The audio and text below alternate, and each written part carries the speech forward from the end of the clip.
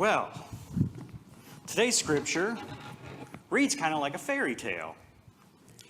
Abraham's servant is tasked with finding a princess for his prince, Isaac. Isaac is the promised son, the one that will fulfill God's promise to Abraham and make his descendants great in number and to make them a blessing to the entire world. We've been talking about this for the last few weeks. So naturally, his princess needs to be perfect, as we so often expect women to be so perfect, right, ladies? Abraham sends his servant to his ancestral people, to his own family, to find Isaac a wife. Abraham and his household are in Canaan, where God has led them, and his family is back in Mesopotamia, modern-day Iraq. And Abraham sends his servant with a host of camels, carrying gifts of gold and jewelry and other fine things to find the perfect bride for his son. While we're talking about Abraham's family, let's clarify who these people are. You can get a pretty thorough explanation of the people in this family back in chapter 11. Abraham had two brothers. There's Abraham, Nahor, and Haran. Lot, who many of us should know, who follows Abraham on his journey. Lot is the son of Haran, so he's Abraham's nephew. Nahor marries a woman named Milcah, who is, get this, Haran's daughter, Lot's sister, in other words, his niece. Nahor is Milcah's niece and his wife. Nahor and Milcah have a son named Bethuel, and he in turn has a son named Laban and a daughter named Rebekah, who is the princess in the story. So according to my calculations, Abraham is actually Rebekah's great uncle, and she is Isaac's future husband's second cousin. Now that we've straightened all that out, by the way, Abraham's wife is also his half-sister.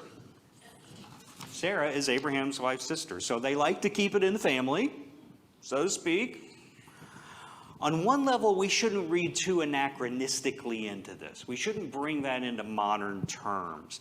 These arrangements are very strange and even taboo in our culture, but in clan-based cultures in the Middle East and elsewhere around the world, in clan-based cultures, these things aren't as unusual.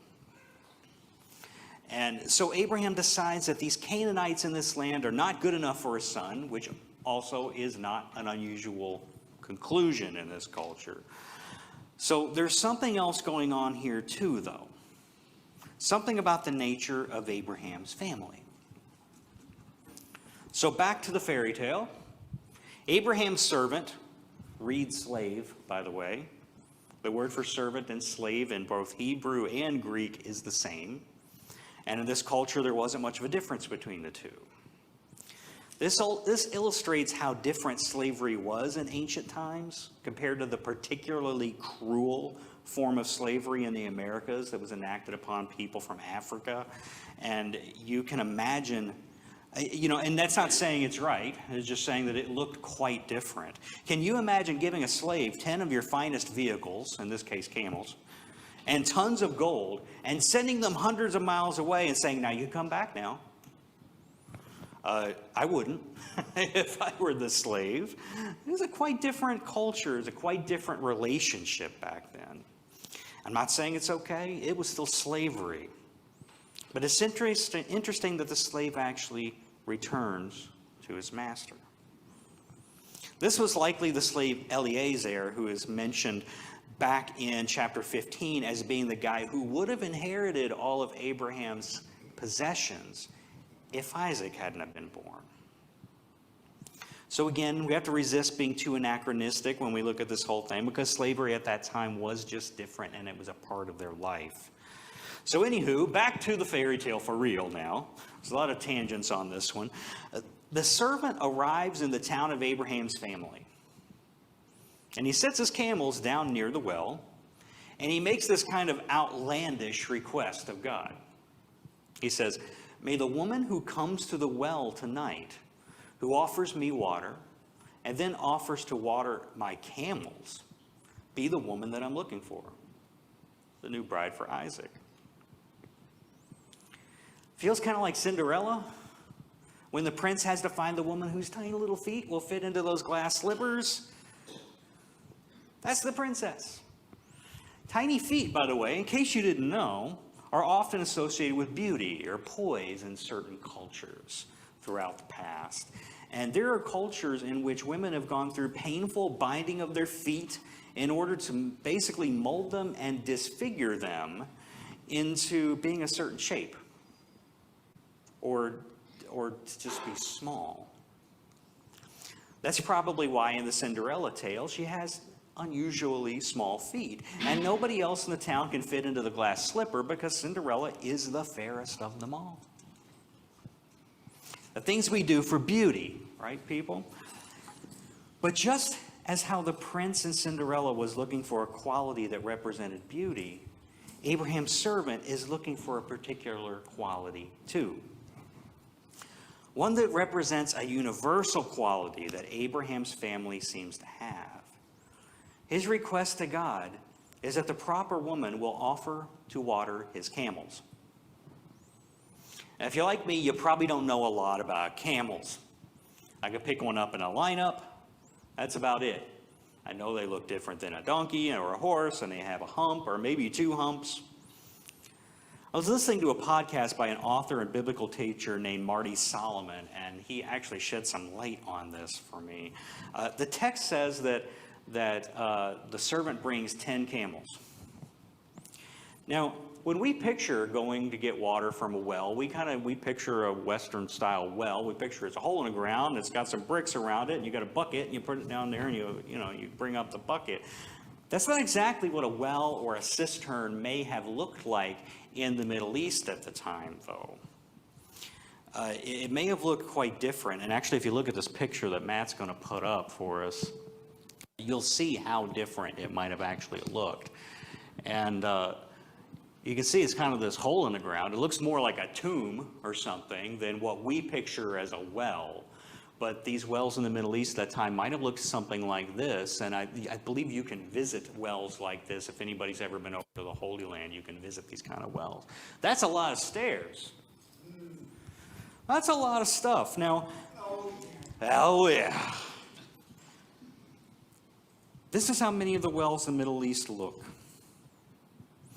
Looks more like the inside of a pyramid or a tomb. And you have to go down all these steps to retrieve the water. It's a hike down there. So be grateful for your plumbing in your house today. She had already been down there and gotten water, which she gives to the servant, and then she does exactly what he asked God to have her do. And she offers to water the camels. Now, apparently, it takes at least 5 buckets to properly water a camel. So she was going to have to make between 50 and 100 trips down that to be able to water the camels. That's kind of impressive, huh?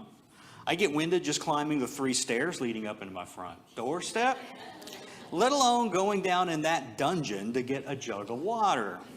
She must have been one special lady.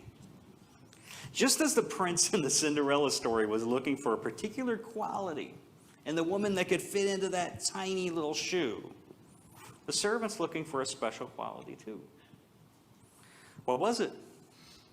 Is he looking for someone with really good cardiovascular health that could go up and down those stairs? Or is it someone with a lot of muscles that carry 10 jugs of water at a time? No, I don't think that's it. He was looking for the same quality that he saw in his master, a sense of outrageous hospitality. See, Abraham's a special guy. He is called upon by God to leave his homeland to go on this crazy adventure, and God promises to make his descendants into a great nation who will bless the world. There are reasons God chose Abraham, and his sense of hospitality, which is a virtue to this day in the Middle East, is one of them. The lectionary readings this year didn't really take us all the way through Abraham's story, but suffice it to say that Abraham is set up in Genesis as a stark contrast to inhospitality, such as what happens at Sodom. Yeah, that's Sodom, the one God destroys. A few weeks ago, we read about how Abraham is visited by 3 men, whom we find out to be God and a couple of angels. But Abe doesn't know that at first. So, what's the first thing he does when he sees them? Invites them into his camp. Asks his servants to get water to wash their feet and for them to drink. He asks Sarah to start cooking for them, and he has a calf slaughtered to feed them. Complete strangers who just happen to be walking by. But Abraham and Sarah's immediate reaction is to feed them, water them, and give them shelter. This is a family that lives into the virtue of hospitality. Welcoming in strangers, which is exactly the kind of family that you want, spreading a blessing to the whole world, isn't it? What didn't get represented in the lectionary reading this year is the story of the very next chapter, right after he welcomes in those 3 people. In that very next chapter, there are 2 angels who visit Lot, Abraham's nephew, who's living in Sodom. What happens in Sodom to God's angels is exactly opposite of what happens when they visit Abraham. So Lot, representing his family values, does offer them shelter and insists that they spend the night with him. The residents of the surrounding town of Sodom, however, don't possess the same sense of hospitality. They surround Lot's house and start insisting that Lot send these visitors outside. Why? Well, so they can rape them. That's the story. Not very hospitable, right? Now, there's a whole story and another 10 sermons there, but the point here is that Abraham's family is different. They embody the kind of radical welcome that we see as a church here that we try to profess sincerely, albeit imperfectly. We try to express. That's the kind of DNA that this clan has. And that's what the servant's looking for. In order to be a partner that is worthy of carrying the blessing to the world, the promise of God to Abraham, she would need to possess the same qualities as Abraham and Sarah and the rest of the family. And that's why he had to come back here to Abraham's family to find someone that is made of that same stuff. His test to determine this is to find a woman who willingly, without being asked, will go the extra mile to welcome a stranger, even when that extra mile is up and down a million stairs carrying jugs of water. She has the heart of a servant. And it's shown again in verse 58 when Bethuel and Laban, the males of the family, her father and her brother, ask Rebekah if she wants to go be a part of this special mission from God. And she says yes. She goes willingly. But that's quite remarkable in biblical times that the woman even gets a choice. It's a little interesting that it's given that way. But she is given a choice. And she says yes. And so we have to ask ourselves today, as disciples of Jesus Christ, do we make the choice to be servants, to practice radical hospitality? We are grafted in, it is said, and into Abraham's family, as Paul says. So have we grafted in that DNA of hospitality, of servanthood? I think we try to do that, even when we're imperfect. We lost a couple of church members this past week who demonstrated those qualities. Bobby Lambert, who dedicated so much time to Colors of Hunger, to the Room at the Inn cold weather shelter program that used to happen here in town, to service to keeping up the facilities here on the campus. How about Joey, who had his own desk here in our office and helped paint walls in the back of the church for the new counseling center that's moving in, among the hundreds of things that he had done throughout his whole life for others, which we learned about at his funeral on Friday for those of us that were there. We're called to embody servanthood and radical welcome. in the lineage of Abraham and Rebekah and others like them. That blessing that Abraham's descendants were destined to bring to the world came in the form of a human being named Jesus Christ. And the gospel that he preached to the world, a gospel of reconciliation to God and to those around us. We are tasked with living up to that expectation. Rebekah is our spiritual ancestor, and may we live into her values, her humility, and her service to others.